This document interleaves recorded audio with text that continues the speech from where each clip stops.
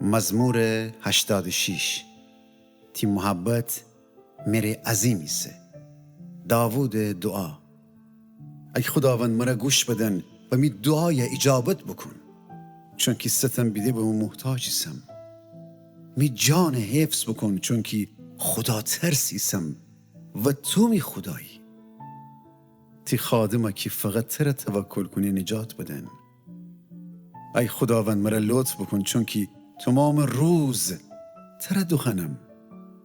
تی خادم روح شاد کن، چون که ای خداوند می جان وجود به تی طرف درم. ای خداوند تو نیکوب و بخشنده ایسی و اوشنری که تر دخنیدی پرج محبتی. ای خداوند می دعای گوش بدن، می التماس ایشگره گوش بکن. سخت روزان موقع تر دخنم، چون که مرا اجابت کنی.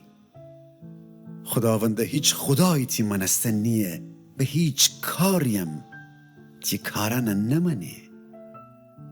ای خداوند تمام قومانی که خلق بکدی همتن ایدی تی ورجوتر پرستش کنیدی و تی نام جلال دهیدی، چون که عظیمی سی و عجیب کاران انجام دهی. فقط تو خدایی سی.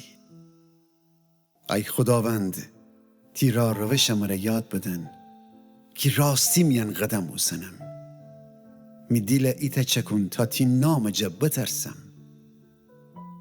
ای خداوند می خدا تر تمام می دیل و جانم را ستایش کنم و تی نام تا ابد جلال دهم، جه خاطر کی تی محبت می ورجه پیلدانیه. تو می جان جهندم جلف جگا درونی نجات بدهی.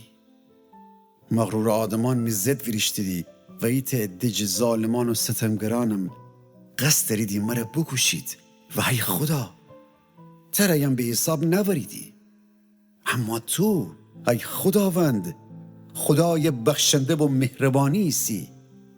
ترا دیر غیزه گیره و پرج محبت و وفایی سی.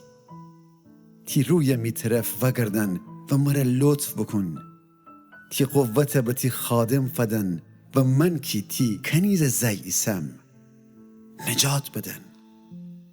ایتا علامت جتی مهربانی مرا فدن، تا اوشنه که می جان نفرت دریدی بیدینید و خجالت بکشید، چرا که تو ای خداوند مرا یاری بکدی و آرامش بدهی.